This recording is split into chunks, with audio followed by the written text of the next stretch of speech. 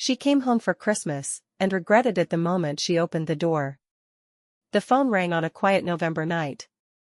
One call. One name. And the life I had built in silence suddenly started shaking. I hadn't spoken to my family in 7 years. So when Aunt Clara said, "Your parents want you home for Christmas. It's important," my stomach dropped. Important usually meant one thing in my family: they needed something. Still, I went. They didn't know who I had become. The girl who was always second. Growing up, I was the invisible one. I was the quiet kid who built radios from scraps, fixed broken phones, stayed in her room. My younger sister Nora was light itself. Pageants. Applause. Praise that filled rooms. When Nora danced, they filmed. When I won science fairs, they forgot. At 14, a school counselor said, "She doesn't need more discipline. She needs to be seen." My father laughed. "She's fine. She's just background." So I learned not to ask. The escape. Coding saved me. A tiny after-school club. One dusty room. Old computers. Logic made sense when people didn't. At 18, Nora's college in Paris was paid for without discussion.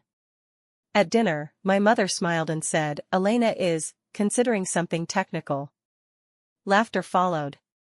They didn't know I already had a full scholarship to Chicago. I left without goodbye. Worked nights. Slept little. Graduated top of my class. By 30, I was a lead systems architect at a renewable energy company working with governments. I didn't tell them. Why would I? Coming back. The house looked smaller than I remembered. Paint peeling. Same door. Same smell. My mother hugged me stiffly. "You look successful." Inside, conversation stopped. I scanned my coat. My shoes.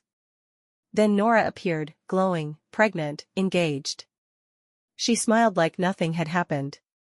"So," she said, "still doing that computer thing?" I nodded. Dinner was familiar. Nora in the center. Me at the edge. Then she said it. "We just need a little startup money. About $200,000. My parents nodded instantly. That's when I understood why I was invited. The moment everything changed. Christmas morning, gifts everywhere. They opened mine first. Thoughtful.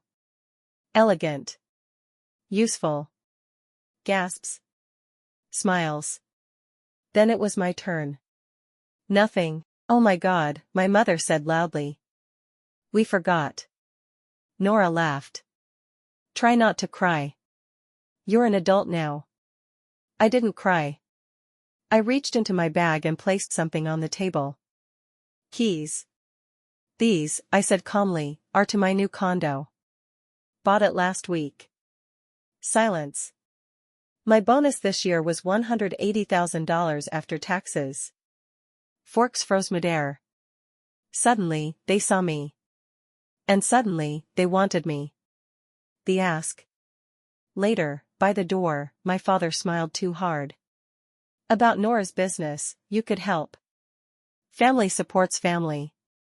I looked at them, the people who never showed up, never defended me, never chose me. "No," I said. The word hit like glass. "You're selfish," Nora snapped. "You owe us." I opened the door. "I owe myself," I said.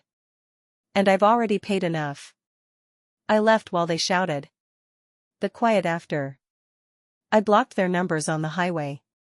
Back home, on my balcony, the city breathed with me. For the first time in years, I slept deeply. Months passed. Work grew. Love found me, steady, kind, real. Not loud. Not conditional. They still talk about me. Call me ungrateful. Cold. Heartless. But I finally understand the truth. I didn't lose my family. I lost the role that was breaking me, and that loss set me free.